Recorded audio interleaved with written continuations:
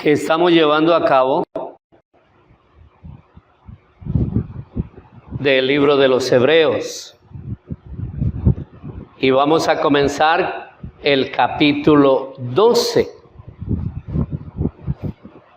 Y vamos a leer lo que dice la palabra del Señor. Amén.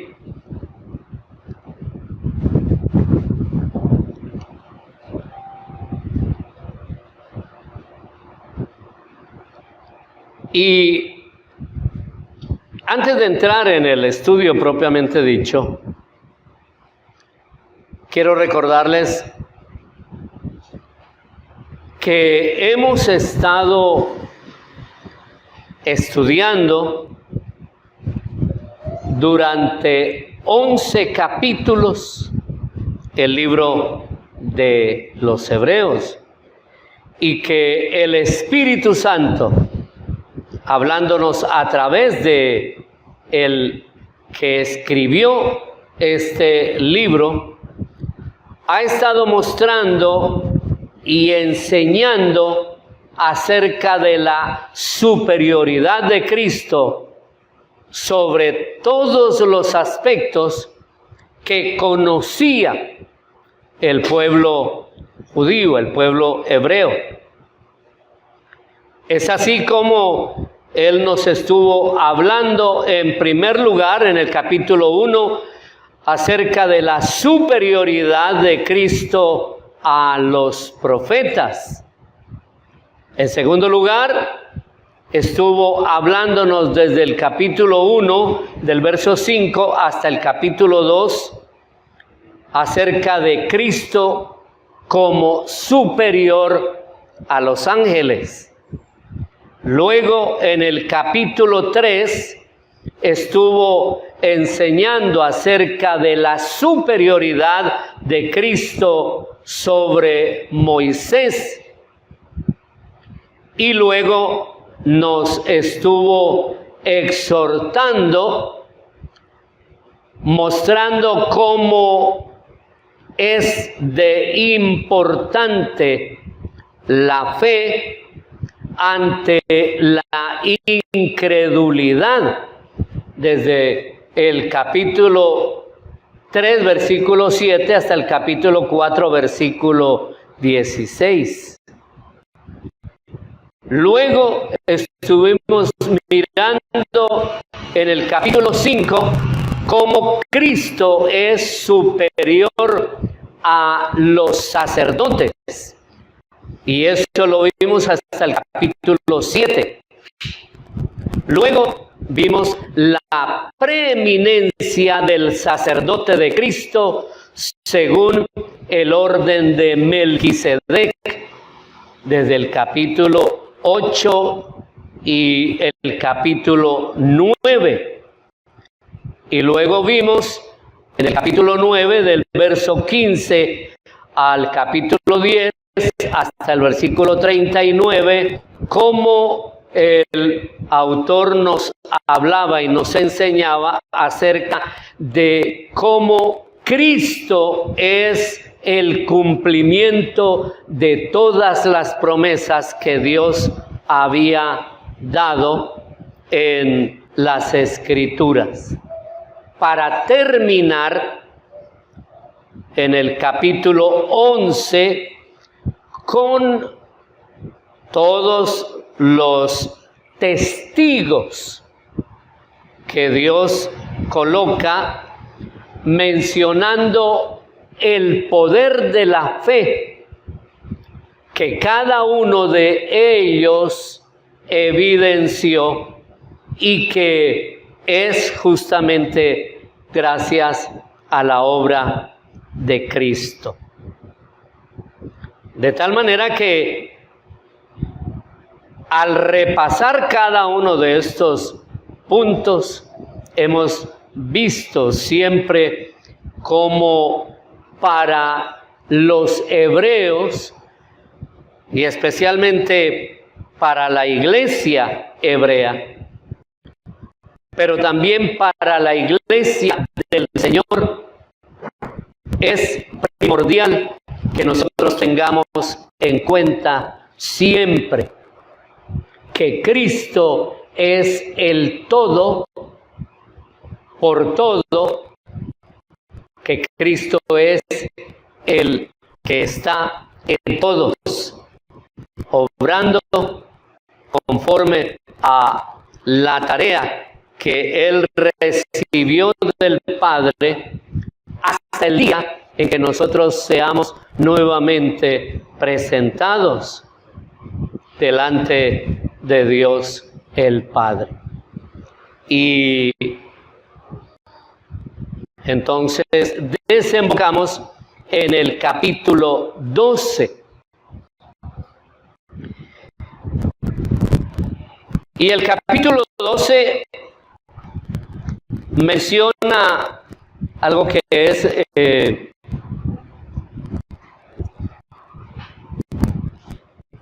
por decirlo así, la manera como todo lo que ha sido enseñado desemboca en una vivencia.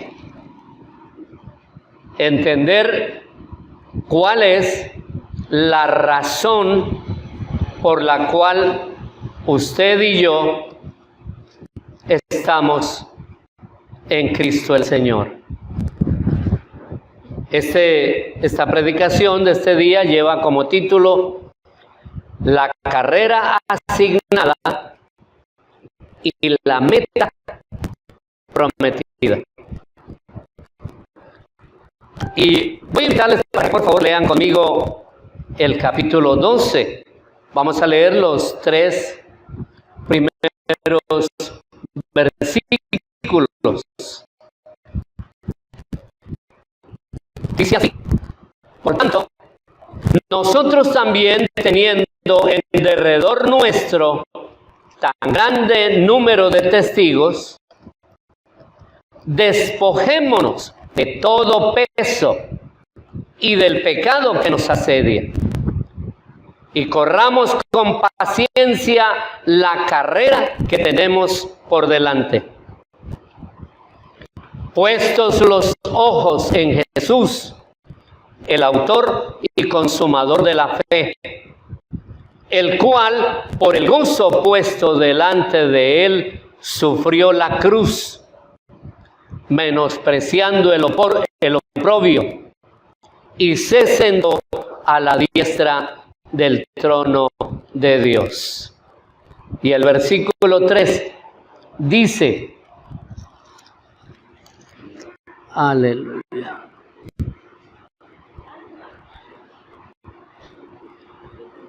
Perdón que no alcanzo a leer bien.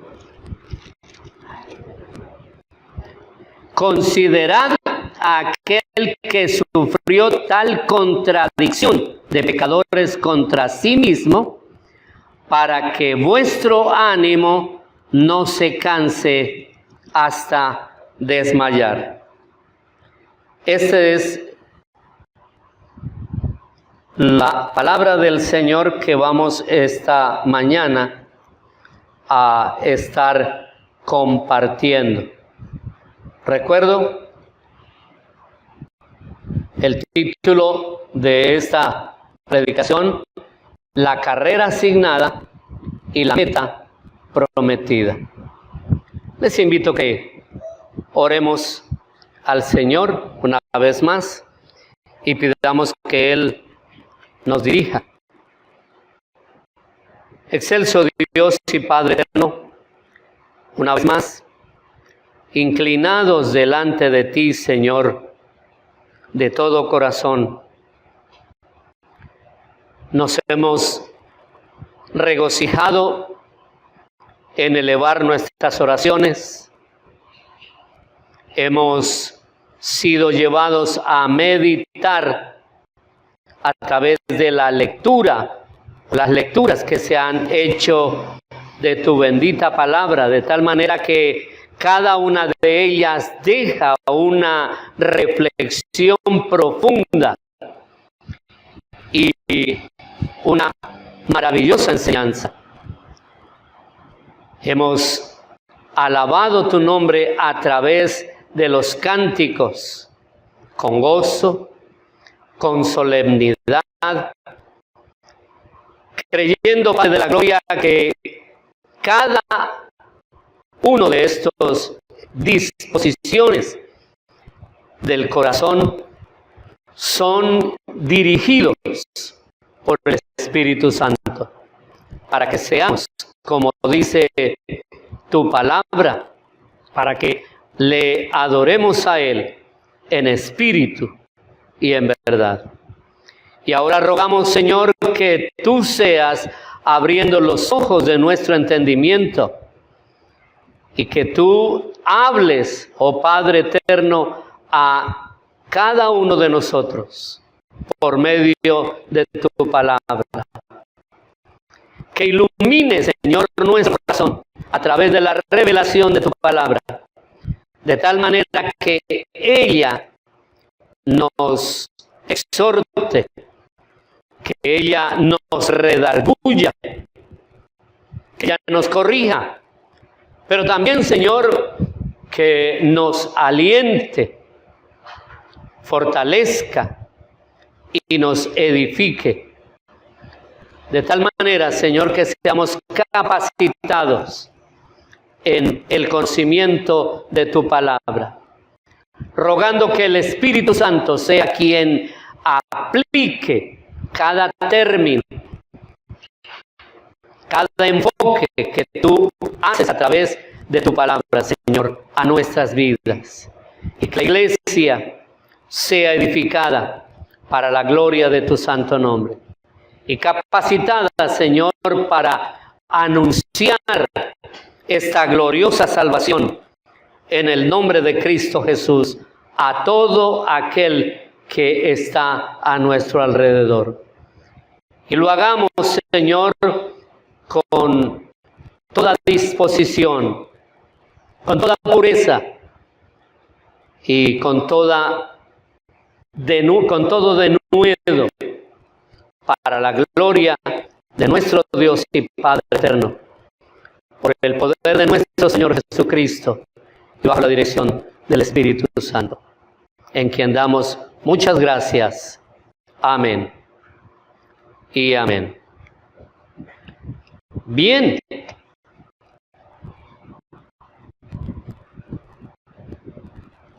Gloria al Señor.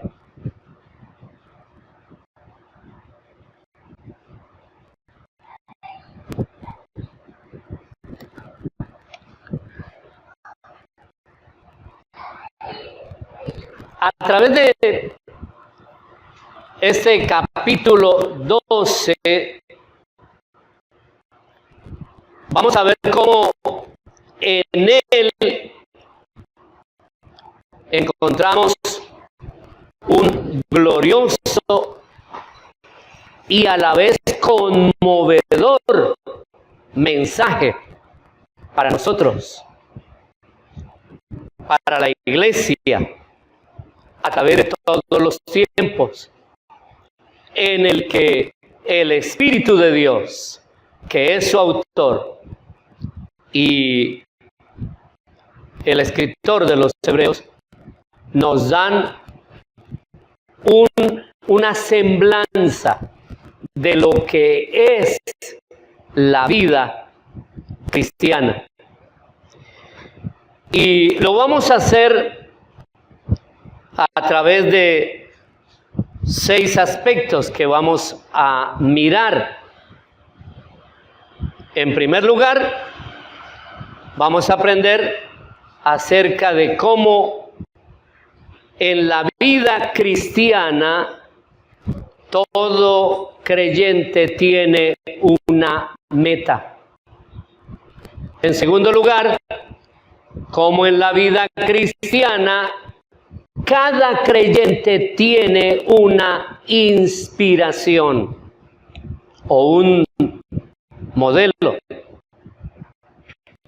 En tercer lugar, cómo en la vida cristiana, en este proceso, hay en nosotros cosas que tenemos en contra. En cuarto lugar, vamos a aprender que hay la necesidad de tener un profundo equilibrio en la vida cristiana. Y en quinto lugar, que tenemos como cristianos un ejemplo glorioso, único, que es el mismo Señor Jesucristo. Y terminando, el punto número 6, que el cristiano, desde el momento en que es llamado y salvado, mantiene hasta el día en que seamos presentados delante del Padre, siempre vivimos en la presencia del Señor Jesús. Son los puntos que vamos a considerar esta mañana. Y miremos entonces, en primer lugar, lo que la Escritura nos está diciendo. Hay en la Escritura, cada uno de los autores han ideado unos términos que son utilizados como los conectores de cada una de las enseñanzas que a través de toda la Escritura nos son impartidas, y que esos conectores también nos hablan no solamente de lo que estuvimos mencionando o aprendiendo o viendo o considerando, sino que además también nos dan como ese espacio para mirar lo que el Espíritu de Dios quiere decirnos. Y en este capítulo 12, la palabra que comienza es la palabra por tanto. Es el término por tanto. Y ese por tanto, al mirar todo lo que hemos visto, nos habla entonces de ese primer punto. Ese por tanto nos lleva a considerar que la vida cristiana, que cada creyente, y cuando hablamos de creyente, la Biblia nunca da la idea o sugiere que cuando la Escritura está hablando a alguno que puede ser cristiano o que aparenta o que entra al templo. La Escritura, la palabra de Dios, en este sentido, es para y considera únicamente a esa persona como un creyente, como una persona que ha creído. De tal manera que en ese sentido, ese conector, al mirar, al examinar todo lo que hemos visto atrás, nos habla acerca de esa meta. El creyente, el cristiano, tiene una meta, y es una meta que le es dada desde el momento en que comienza su vida cristiana, desde el momento en que Cristo viene a su vida.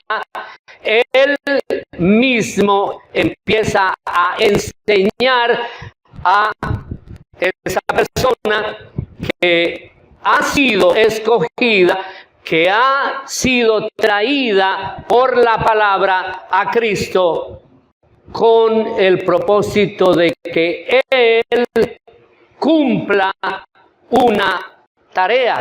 Y en ese sentido, el Espíritu de Dios y el autor de los Hebreos, entonces utilizan un término para designar al creyente y lo hace llamándolo un atleta, un corredor, de tal manera que el creyente es un corredor, es un atleta que comienza una carrera desde el momento en que nace de nuevo. Y en ese sentido, entonces, nos muestra tres aspectos importantes. Uno, que en primer lugar, el cristiano no es una persona que está en la iglesia ocasionalmente, que no es un paseante, no es una persona que viene con una serie de inquietudes o que viene a mirar a ver qué pasa, o que viene de pronto a probar cómo le va, si le gusta, si le parece o no. Desde el comienzo, el cristiano sabe que no puede andar, y presten mucha atención a esto, el creyente no puede andar despreocupadamente por el camino de la vida, porque ese camino no es solamente una vía, sino que, como ustedes notan desde el comienzo, el énfasis es enseñar que la vida del creyente está tomada, vivida solo en Cristo el Señor. De tal manera que ese camino es Cristo el Señor. ¿Estamos de acuerdo? De tal manera que ese creyente que está en Cristo tiene un destino y a él comienza a indicársele a cada creyente, como nosotros mismos hemos experimentado. El creyente sabe que tiene un destino. ¿Estamos de acuerdo? La Escritura nos dice, por ejemplo, que ustedes y yo fuimos llamados por Dios en la eternidad, ¿cierto? Fuimos tomados por Él como su pueblo, pero en ese llamado que Él hizo a quienes Él escogió, entonces dice la Escritura que a esos los predestinó para que fueran parecidos a Cristo el Señor. Predestinados conforme a la imagen de Cristo. De tal manera que desde un comienzo el creyente, el cristiano, sabe que tiene un destino y ese destino es ser parecido a Cristo. No ser como Cristo, sino ser parecido al Señor Jesucristo. Aclaro eso también para que lo tengamos claro. Él dice que vamos a ser hechos a la imagen, que nos parezcamos a su Hijo. Pero además, no solamente sabe qué es lo que tiene que hacer, sino que también sabe a dónde va. El creyente sabe, la Escritura dice que hemos sido sacados de las tinieblas a su luz admirable, de la condenación eterna a la vida eterna. Y eso es fundamental. Y todo esto es lo que el Espíritu de Dios ha estado enseñando a través de el autor de los Hebreos. De tal manera que en ese primer punto entonces nos enseña que usted y yo y cada creyente a través de la historia sabe que tiene un destino y que ese destino es Cristo el Señor. Amén. Es Cristo el Señor. Mucho se hace énfasis para el nuevo creyente e incluso para el creyente que está asistiendo, que lleva ya un tiempo, un andar, un caminar en la vida cristiana. Y es que debe tener claro, debe tener la convicción de que ya él no vive según su deseo, su criterio, sus perspectivas, sino que vive conforme a el Señor Jesucristo lo ha determinado. Pablo es claro en eso. Y nosotros deberíamos de tener esa misma percepción y esa misma convicción que tenía Pablo. Pablo decía, porque ya no vivo yo, mas Cristo vive en mí. Y lo que ahora vivo en esta temporalidad, lo vivo solo por la fe que es en Cristo el Señor. De tal manera que todo ese bagaje del viejo hombre ha sido dejado atrás. El egoísmo, que es natural en la naturaleza humana, esa tendencia a hacer lo que a él le gusta o le parece, o a pensar que la vida cristiana se rige de acuerdo a sus propósitos. Eso debe de quedar atrás, porque mi amado hermano que me está escuchando, tanto a través de la televisión como los que estamos aquí, usted y yo no vivimos nuestra vida como nos parece, sino que la vivimos según Cristo la ha ido determinando. ¿Estamos de acuerdo? En segundo lugar, nos muestra que el cristiano no solamente no es un paseante, no es una persona que viene con algunas dudas, etcétera, etcétera, etcétera, como sucede muchas personas que llegan al templo, que llegan a la iglesia, que duran un poco de tiempo, mirando cómo les va, y que al final de los días, o al final del tiempo, muchos vuelven atrás. No, el cristiano en este sentido tampoco es un turista. ¿Cuál es la condición de un turista? Un turista es una persona que tiene ciertas inquietudes por conocer. Un turista es un viajante que su énfasis es su propia satisfacción. Pero el cristiano no es un turista.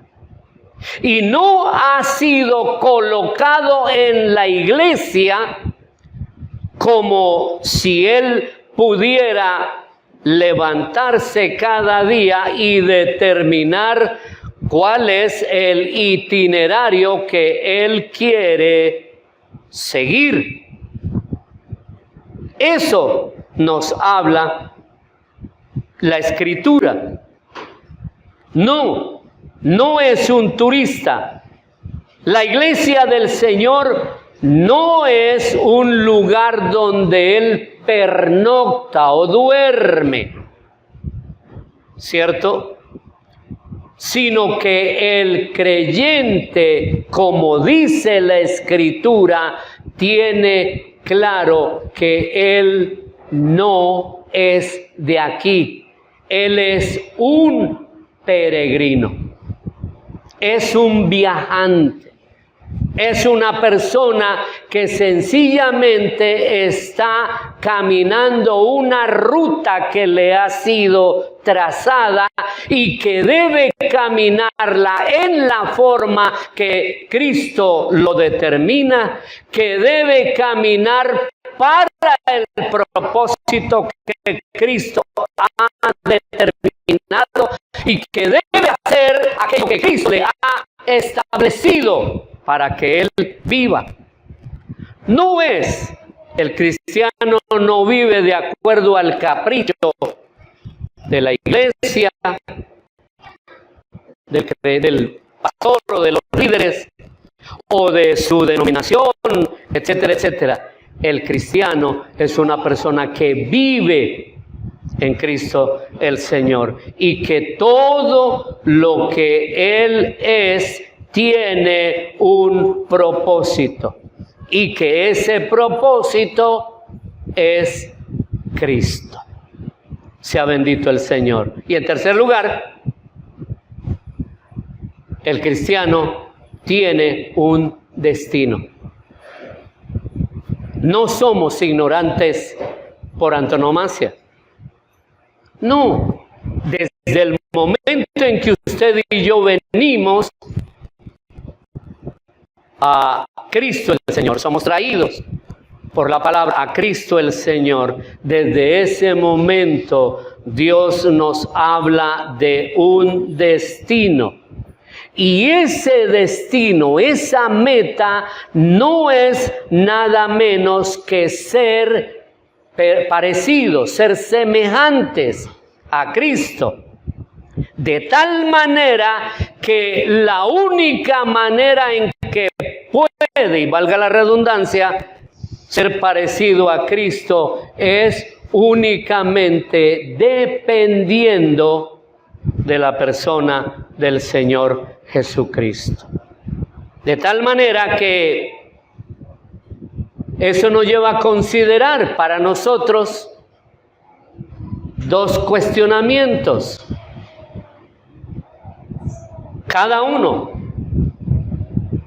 En primer lugar, debemos de preguntarnos cada uno de nosotros qué tanto he avanzado en la vida en Cristo.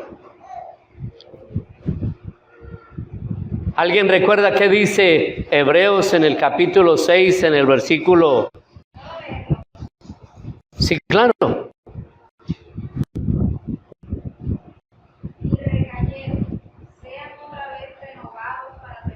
6:6. Crucificando de nuevo para sí mismos al Hijo de Dios y exponiéndole al condenado. Bien, lo que el autor llama entonces la atención es: consideremos cómo hemos vivido en Cristo. Somos de los que vivimos cayendo todo el tiempo. Somos de los que vivimos todavía, andamos todavía sometidos al pecado.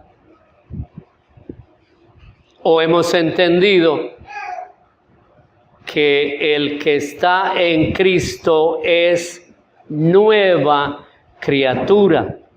Que todas sus faltas y pecados le fueron perdonados, pero no solamente le fueron perdonados, como enseña Hebreos, sino que nos fueron borrados, quitados, de tal manera que el cristiano es una persona limpia, santa. Ese es nuestro comienzo. Bendito sea el nombre del Señor. ¿Cuánto entonces tengo yo la convicción de que he avanzado en la vida como cristiano? Si tengo claro qué es lo que Dios quiere de mí, debo tener claro en qué parte del camino estoy.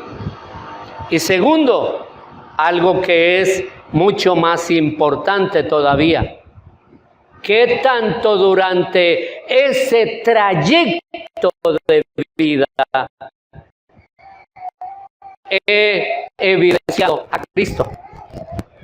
¿Qué tanto ven las personas a mi alrededor de Cristo en nosotros? Eso es lo que ha estado mostrando y de lo que ha estado hablando el autor de los Hebreos. El hermano, el pastor Orley, nos estuvo enseñando todo lo que dice el capítulo 11, ¿cierto? Y una y otra vez el énfasis fue,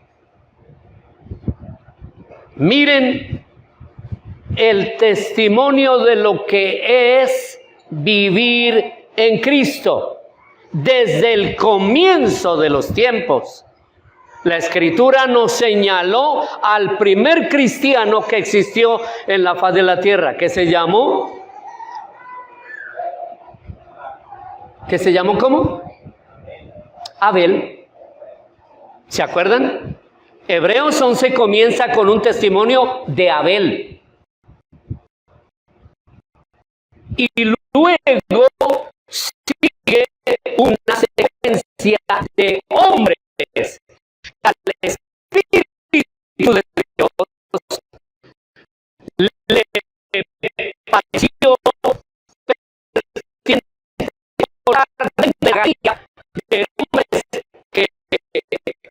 se y serán ejemplo a través de todos los tiempos. El creyente en su tiempo, en este caso para nuestra generación, para usted y para mí. Amén. Entonces, cada uno de ellos nos muestra que si bien el creyente no es un ser perfecto, sin embargo, sí se va a ver la perfección de Cristo. Y eso es lo que el Espíritu de Dios quiere enseñarnos. De tal manera que en ese sentido el cristiano, como dice la Escritura, entonces tiene en derredor tan grande número de testigos. Hay un enorme grupo de testigos, de espectadores. De tal manera que el autor de Hebreos nos sitúa en una especie de estadio, ¿cierto? Donde el estadio está lleno, está abarrotado de espectadores. ¿Por qué? Porque quien está en la pista es el creyente. Es el creyente. De tal manera que si yo soy un corredor, yo debo tener entonces en claro a quién o cuál es el modelo que me ha sido enseñado regularmente. Y no piensen que los judíos o en la antigüedad los pueblos antiguos no conocían de deporte. No pensemos que el deporte es algo que nosotros ahora practicamos. No, el autor de Hebreos está hablando justamente de eso. situando al creyente como un deportista. Pablo también lo menciona, ¿cierto? Pablo habla de que un corredor, un atleta, debe tener ciertas características. Y en ese sentido, entonces, el creyente tiene un modelo, tiene una inspiración. Y miramos entonces qué es lo que nos dice la Escritura. Dice, teniendo alrededor tan gran número de testigos. Eso nos lleva a considerar dos cosas.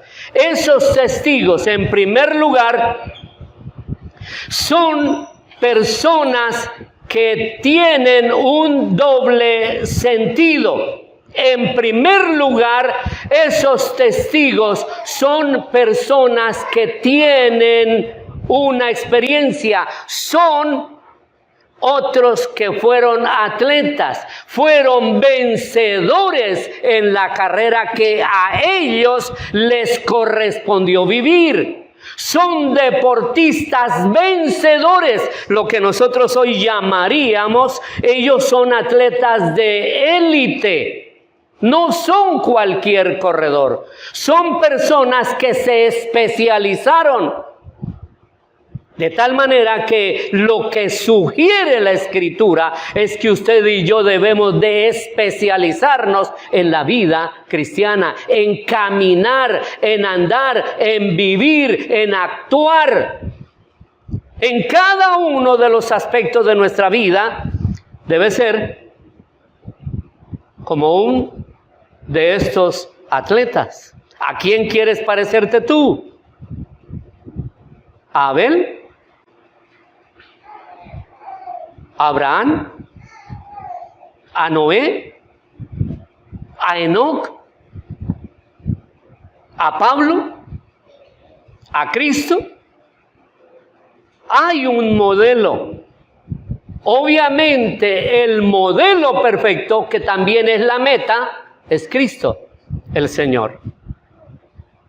En ese sentido, entonces, el testigo es alguien que nos muestra unas ejecutorías. Es una persona que tiene una cantidad de elementos que nos sirven para aprender de ellos. Cómo ser vencedores de la manera que ellos lo fueron. La mayoría de los deportistas, hasta donde yo he leído, siempre tienen un modelo.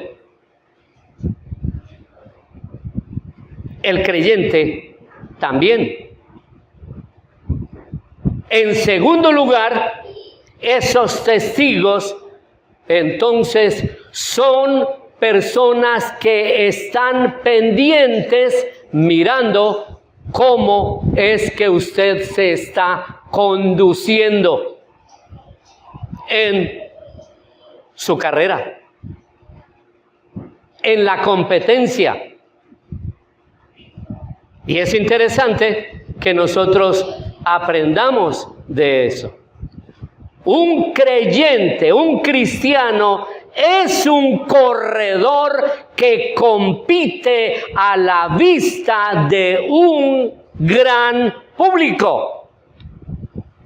Y él está invirtiendo hasta lo último que tiene. Como cristiano, usted no puede utilizar solo ciertas cosas y dejar otras, sino que todo lo que usted es, todo lo que usted sabe, todo lo que usted tiene, lo invierte en esa carrera. Es lo que sugiere el autor del libro. De tal manera que en ese sentido, entonces, sabe que tiene muchos espectadores que, en primer lugar, le miran y le miran. Son personas que están mirando cómo se conduce usted. No somos creyentes anónimos, no andamos en la oscuridad. No, la Escritura dice que en ese pasaje, sino son cartas leídas, son cartas que puede leer todo el mundo, de tal manera que son cartas que sirven para que ese conglomerado que le ve aprenda, pero también le van a mirar cómo, si usted corre de una manera legal o utiliza subterfugios o trampas, o como hoy muchos atletas se dopan para correr. De tal manera que en ese sentido, entonces, ese estándar que Dios ha establecido, no podemos ser cristianos mediocres. Dios no acepta la mediocridad en el cristianismo. ¿Sabía usted eso? Los estándares que Dios ha colocado son supremamente altos. Por eso, la Escritura, cuando Pablo dice, corra de tal manera que usted tenga la convicción de que va a ganar. No vamos compitiendo por competir, sino con el objetivo de ganar. ¿Alguno de ustedes está caminando, mirando su cristianismo a ver qué pasa? ¿O usted tiene como meta llegar al supremo llamamiento? ¿Usted tiene como meta esa corona de la vida que le va a ser dada por Cristo el Señor? ¿Cómo es su carrera? De tal manera que en ese sentido, en segundo lugar, el atleta se esfuerza doblemente, sabiendo que tiene que dar cuenta, porque lo esencial en la vida cristiana es el hecho real de que usted y yo vivimos ante la mirada de muchos héroes que vivieron, sufrieron y murieron por la fe en su generación. De tal manera que ahora tenemos también aquellos que irán a seguirnos a nosotros. Estos testigos que nosotros tenemos vivieron, sufrieron, así de que el sufrimiento no es algo nuevo ni es único solo para algunos. No, el sufrimiento es una constante en la vida del creyente. De hecho, es el elemento que Dios utiliza para moldear, pero también para fortalecer la vida del creyente. Amén. De tal manera que en ese sentido debe considerar justamente esa inspiración que tiene. Pero también sigue diciendo que hay elementos que están en contra nuestra. Él dice, despojémonos de todo peso y del pecado que nos asedia. La palabra del Señor dice en el capítulo 21 de San Lucas, el versículo 34, estén alertas, no sea que sus corazones estén cargados de disipación y embriaguez y de las preocupaciones de la vida. Consideremos lo que está diciendo el Señor Jesús. ¿Qué entendemos nosotros por disipaciones? No se puede vivir de una manera desordenada, como a nosotros se nos presenten las cosas. No. La vida del creyente es una vida que comienza de la A y que Dios la va ordenando A, B, C hasta llegar a la Z. El creyente que camina de una manera desordenada no es creyente, no ha entendido, no ha nacido de nuevo, está equivocado, aún vive en sus propios pecados. Segundo, habla de embriaguez. ¿Qué puede embriagarlo a usted? No solamente se refiere al licor, al alcohol, no. ¿Qué lo embriaga? ¿Qué puede embriagar al creyente? Hemos mencionado muchos aspectos. Con mis hermanos oficiales hemos estado hablando de eso.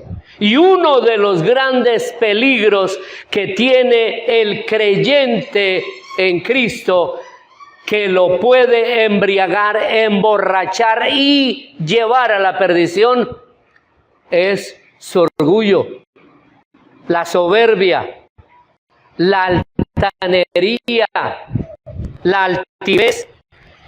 No, a mí me gusta así, a mí no me gusta así. No, yo no le presto atención a lo que dice el pastor. No, yo hago como a mí me parece.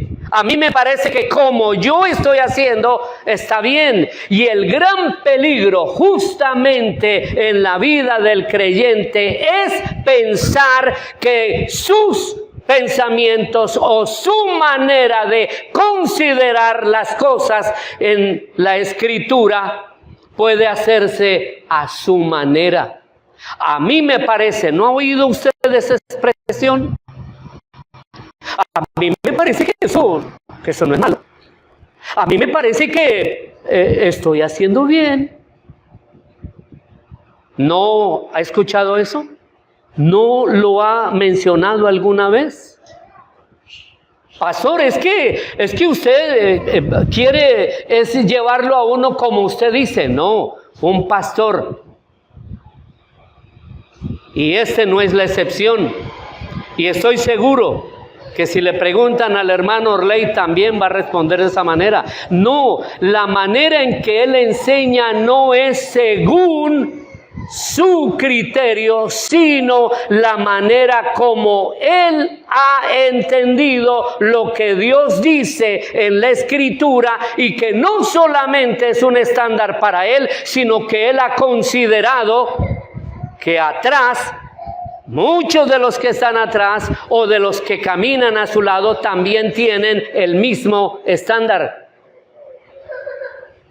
El pastor, el ministro del Señor, que es fiel, no hace las cosas, no dirige según, sino que habla como dice la Escritura, porque a eso nos llamó el Señor. ¿Estamos de acuerdo? Aunque, como reitero, muchos en la iglesia quieren vivir de acuerdo a sus estándares. Ellos levantan sus propios estándares, tanto hombres como mujeres. Ejemplos: esposos que no son fieles en el cumplimiento de la responsabilidad que Dios le ha dado con su esposa. Como dice el libro, como dice la Escritura en Efesios, ¿cierto? Amando a su esposa como Cristo amó a la iglesia. Ese es el estándar. No, él tiene su idea de cómo vivir con su mujer. Y muchos quieren someter a su mujer a que usted tiene que vivir como yo digo. No, de hecho, la enseñanza que se nos dio fue muy fuerte en esta ceremonia pasada que tuvimos. de aniversario. O lo contrario, la mujer que no ha aprendido a someterse a su esposo, que todavía quiere vivir como novilla suelta. No hay rejo que la tenga, no hay cerca que le impide el paso. Y hay muchas mujeres supuestamente cristianas que viven de esa manera. Ellas dicen cómo es que quieren a su marido y las cosas no son así. Y en cada uno de los aspectos de la vida nosotros queremos establecer nuestros propios estándares. Eso es lo que nos emborracha. Eso emborracha a las personas. Y el consejo del Señor es: miren, estén alertas, que sus corazones no estén llenos de aquello que los emborracha. O en tercer lugar, de las preocupaciones de la vida. No vivimos por la fe, no confiamos que Dios tiene para mí lo necesario para mí vivir, tanto en el aspecto espiritual, aunque todo es espiritual, incluyendo las cosas temporales, porque cumplen un propósito de prepararme para llevar mi vida a la eternidad. Necesitamos pensar en eso, hermanos.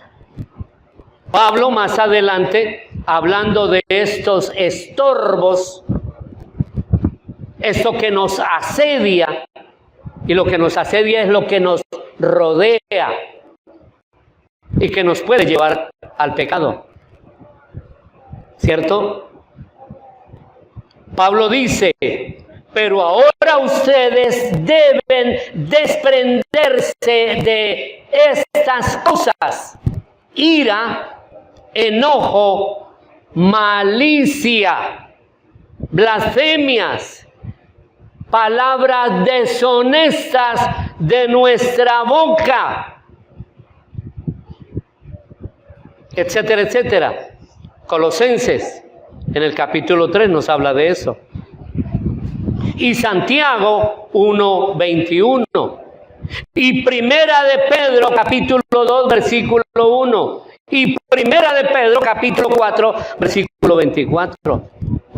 El pecado es un estorbo que puede que en sí mismo no sea pecado, pero puede ser que más adelante lo engañe y lo lleve al piso, le haga caer. El pecado es un estorbo que muchas veces no lo consideramos un pecado, pero que se va a convertir en algo que puede hacernos caer. Es verdad que muchos de nosotros vivimos pensando en las cosas pasadas, pero también en esas cosas pasadas hay estorbos de nuestra vida que pueden ser pecado. Cada uno de nosotros venimos a Cristo con una cantidad enorme de imperfecciones que es necesario que nosotros consideremos a la luz de la Escritura. Escuchen este pasaje, mis hermanos. No sé cuántos lo han leído. Mis hermanos estudiantes conmigo lo consideramos cada rato. Escuchen. ¿Qué cosa es el hombre para que sea limpio? Y para que se justifique el nacido de mujer. Ese es uno de los mayores problemas que nosotros tenemos. Para todo tenemos una excusa. Y esa excusa me sirve para invalidar aún lo que Dios mismo dice. Es el hombre para que sea limpio y para que se justifique el nacido de mujer. Escuche, he aquí, en sus santos no confía, y ni aún en los cielos son limpios delante de sus ojos. Está hablando del Señor, de nuestro Dios. Cuanto menos el hombre abominable y vil que bebe la iniquidad como agua. Esta es una cita terrible. A mí, y llevo 40 años pasados en mi vida cristiana, y muchos de estos pasajes cuando los leo, los considero, todavía me causan escalofríos, me aterran. Muchas veces, mucho creyente no le presta atención a lo que está diciendo la Escritura. De tal manera que nosotros debemos en nuestra vida, despojarnos de muchas cosas. Cosas que pueden ser hábitos o costumbres, ¿cierto? O prácticas. Algunas veces son placenteras o tienen algún tipo de placer. Pero también hay cosas que son excesos en nuestra vida como creyentes. O contactos, cosas que nos pesan, que nos condicionan en nuestra vida. De tal manera que si nosotros persistimos y no nos damos prisa, como dice la Escritura en el libro de Hebreos que estamos leyendo, nos va a causar mucho daño. Esas cosas nos van a traer grandes dolores de cabeza. Debemos de despojarnos de ellos como hace un atleta cuando se dirige a la salida. Y en ese tiempo debemos de depender únicamente de Cristo. Ahora, el cristiano debe vivir una vida equilibrada. Hay una palabra en el griego que es la palabra hipomoneno, que significa certeza inalterable, o para explicar lo que dice la Escritura, correr con paciencia. Bien, lo que el autor está diciendo no es esa paciencia que acepta las circunstancias. En este pasaje el enfoque de paciencia no es ese. El enfoque de paciencia es ese hábito, ese don que Dios nos da, que domina justamente las circunstancias. No es aquello que es bonito, que nos parece que voláramos y que pasamos las dificultades y los obstáculos, sino aquellas que nos ayudan a tener determinación, entereza, que persiste en el esfuerzo y rechaza el desánimo, rechaza el facilismo y puede enfrentarse a los obstáculos. Y esos obstáculos no lo intimidan, Y las dificultades puede enfrentarlas porque tiene la certeza de que esas dificultades no le roban la esperanza. Porque lo que ha recibido del Señor es una entereza inalterable que se mantiene hasta alcanzar la meta. Eso es lo que Cristo ha colocado en la vida del creyente. No importa las circunstancias, no importa las situaciones que se viven, los modelos de la fe que nos son mostrados en el capítulo 11 está lleno de esos elementos. No se arredraron ante las dificultades. No temieron ni aún a la muerte. De tal manera que ese es el don que Dios quiere darle o le ha dado al creyente verdadero. Y en quinto lugar, debemos de recordar que tenemos un ejemplo, y ese ejemplo es Cristo mismo. La Escritura dice, puesto los ojos en Jesús.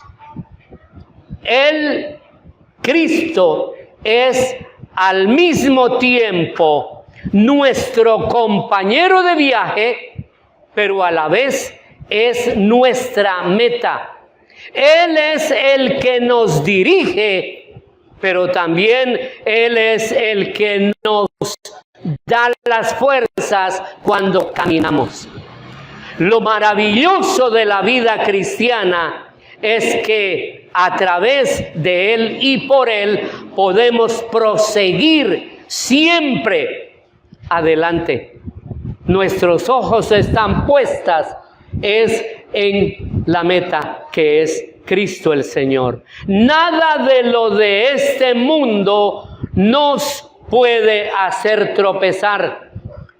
Romanos nos dice que ni la muerte, ni la vida, ni ángeles, ni principados, ni ninguna de las circunstancias que vive regularmente el cristiano en esta vida, ni ángeles, ni principados, ni los mismos demonios, ni el mismo diablo, le pueden quitar su visión de la persona del Señor Jesucristo.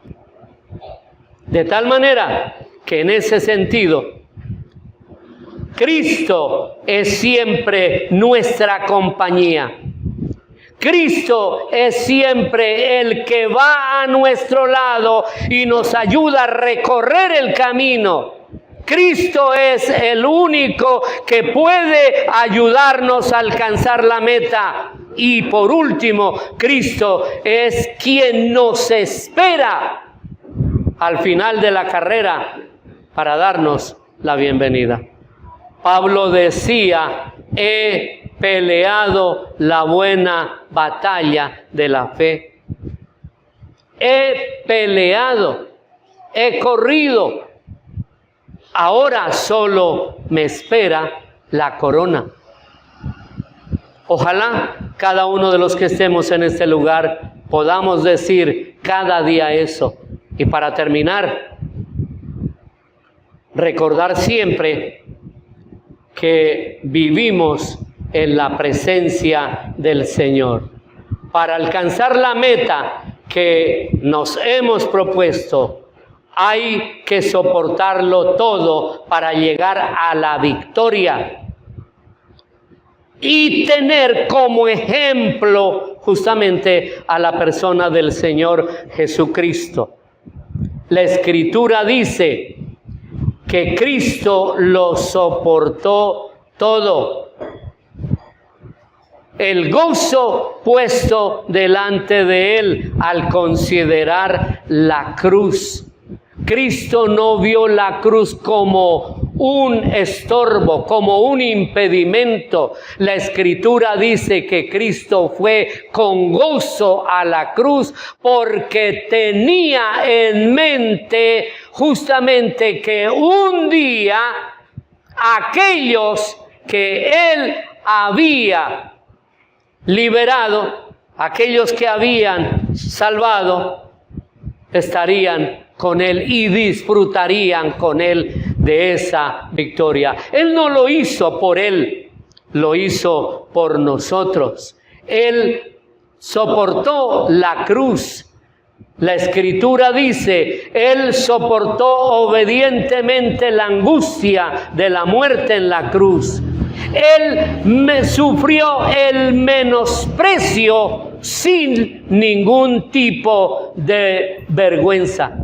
Los judíos que demandaron la crucifixión de Cristo le colocaron o querían colocarle bajo la maldición de Dios, porque ellos sabían que la Escritura dice que cualquiera que es colgado de un árbol está bajo la maldición de Dios. Deuteronomio 21, 23 y Gálatas 3:13.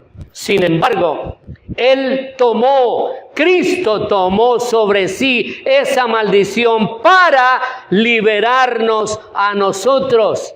Y de esa manera experimentar con nosotros el gozo que Dios había puesto delante de Él.